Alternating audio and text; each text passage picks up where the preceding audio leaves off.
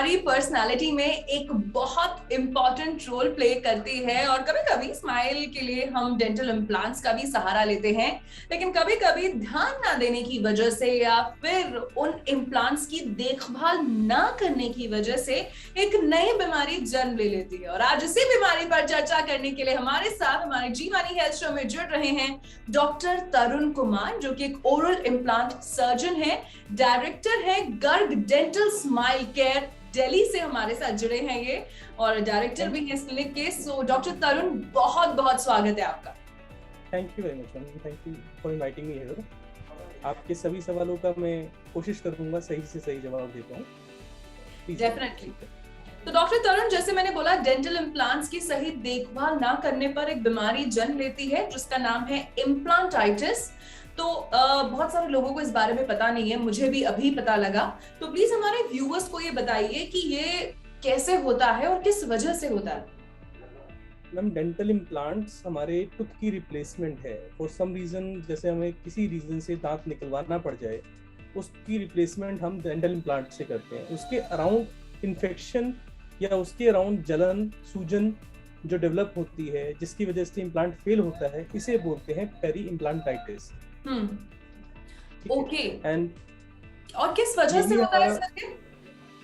Usually इसकी majorly जो वजह है वो पेशेंट की हाइजीन की तरफ नेग्लेक्शन है।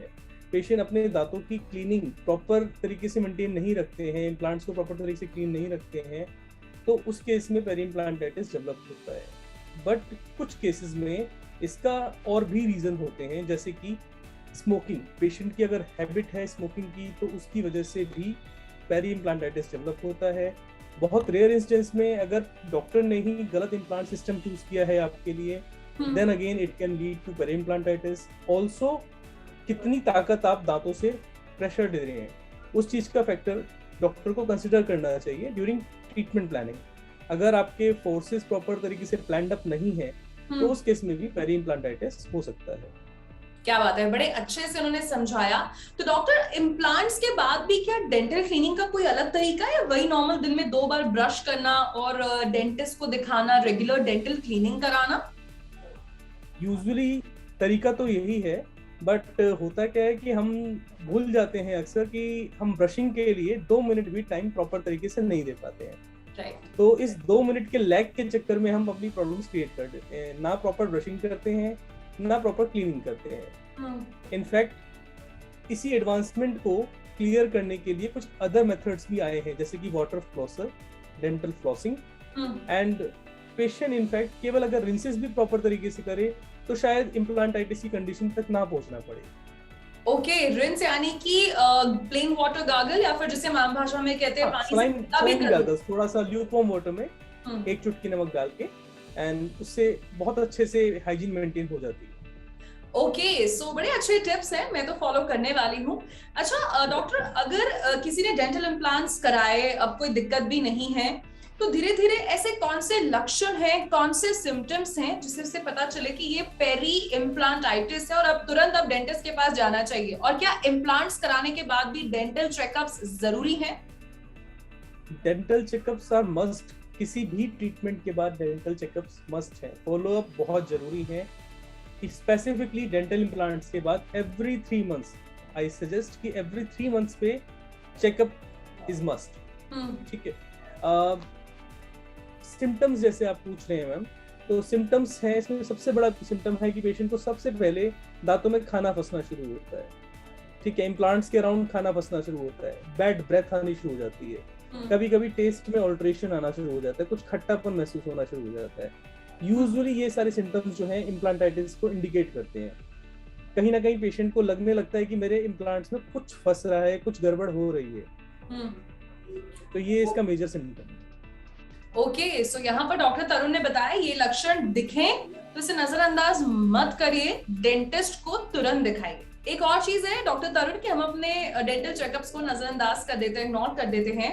तो कैसे हम खुद से ये पता लगाएं कि मेरा जो इम्प्लांट है अब वो इन्फेक्टेड होने लग गया है या उसकी जो बिल्कुल शुरुआत है वो हो गई है? बिकॉज जितना हम शुरुआत में डेंटिस्ट को दिखाएंगे आई एम श्योर उतना ही जल्दी इलाज होगा और लेटर स्टेज पर हम नहीं पहुंचेंगे। जैसे मैंने आपको अभी पहले बताया कि फर्स्ट सिम्टम जो इसमें आना शुरू होता है, मसूड़ों का सूजना, खाना फंसना, स्मेल आना, खट्टी टेस्ट डेवलप हो जाना, ये बेसिक सिम्टम्स स्टार्टिंग से ही डेवलप होना शुरू हो जाते हैं जैसे ही हमारी पेरी इम्प्लांटाइटिस कंडीशन डेवलप होती है। ये इंडिकेशन जो है इमीडिएट है कि इसके बाद आपको वेट ही नहीं करना है, तुरंत आपको अपने डेंटिस्ट के पास जाना है, तुरंत इम्प्लांट सर्जन को दिखाना है इस चीज के लिए आपको।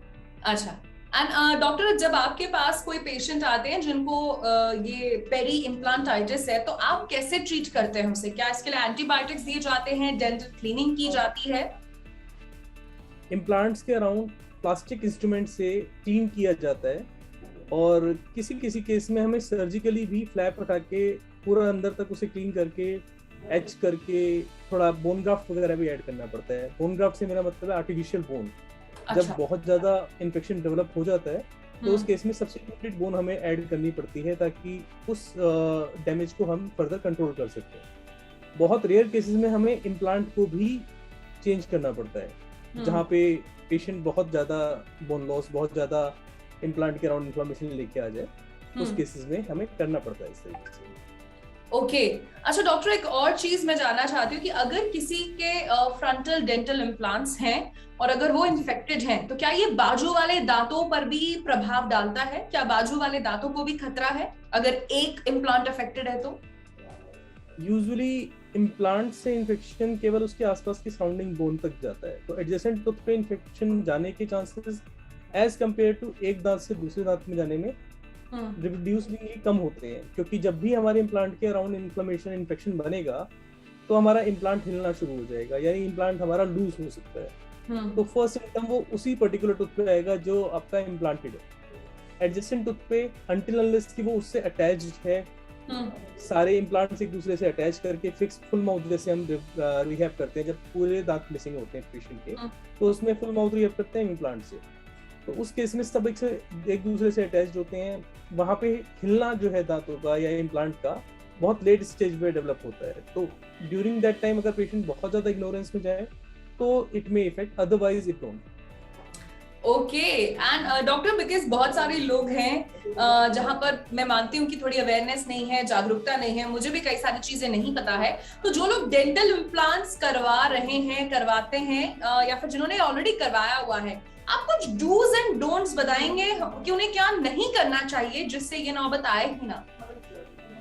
डूज में मैम बहुत स्पेसिफिकली ओरल हाइजीन मेंटेनेंस जो बहुत जरूरी है, लाइक मैंने आपको पहले भी बताया, दोनों टाइम ब्रशिंग, फ्लॉसिंग। अगर फ्लॉसिंग नहीं कर सकते हैं, टाइम अगर तो लगता है कि फ्लॉसिंग मेरे से नहीं हो पा रही है, तो वाटर फ्लॉसर एक बहुत अच्छी डिवाइस है। वाटर फ्लॉसर दांतों के बीच में से क्लीनिंग करने के लिए प्रेशर पे जेट आता है पानी का and it cleans the teeth, तो that is a very good option अगर पेशेंट फ्लॉसिंग नहीं कर सकते हैं तो। डूज में इम्पोर्टेंटली यही है कि पेशेंट रेगुलर चेकअप रखे, क्लीनिंग मेंटेन रखे।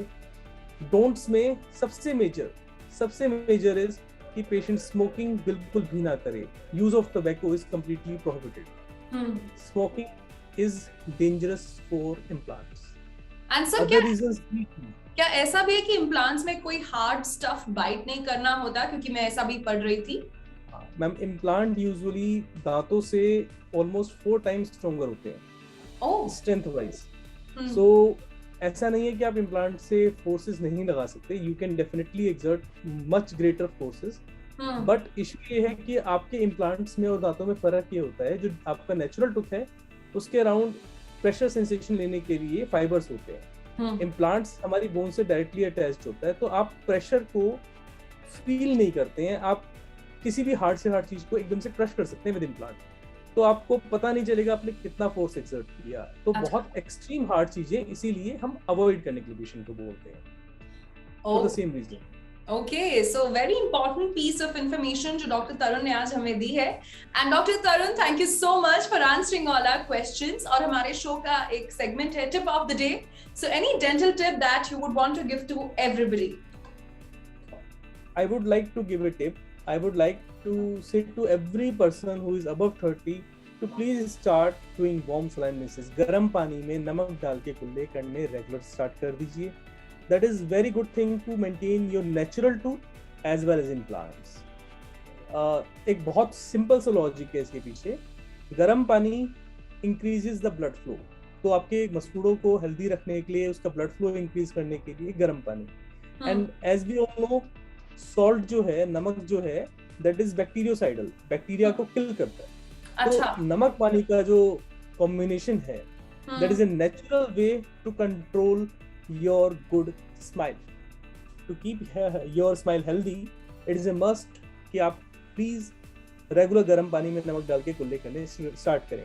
ना तेज नमक हो, ना तेज गर्म हो, क्योंकि जरूरत से ज्यादा कुछ भी चीज हानिकारक होती है. क्या बात है, बड़े अच्छे से डॉक्टर तरुण ने समझाया, और इनफैक्ट सिर्फ बताया ही नहीं, लॉजिक भी समझाया. So thank you so much doctor Tarun, आप हमारे शो में जुड़े और आपने इतने अच्छे डेंटल टिप्स सबके साथ शेयर किए. Thank you so much. Thank you ma'am, आपने हमें इनवाइट किया इस चीज के लिए. Thank you very much. So, ये थे डॉक्टर तरुण, जिन्होंने हमें बताया कि इम्प्लांट्स का ख्याल रखना भी बहुत ज्यादा जरूरी है. और अगर आपने इम्प्लांट्स करवाए हुए हैं तो हर 3 महीने में, 3 महीने में आपको डेंटिस्ट को दिखाना ही दिखाना है. आई एम श्योर आज का वीडियो आपको बहुत पसंद आया होगा, एंड आने वाले वीडियोस में भी हम आपको मिलवाएंगे सुपर स्पेशलिस्ट और मेडिकल एक्सपर्ट से. मीनवाइल देखते रहिए हमारा जी मनी हेल्थ शो. अच्छी सेहत हमारा वादा. Bye bye.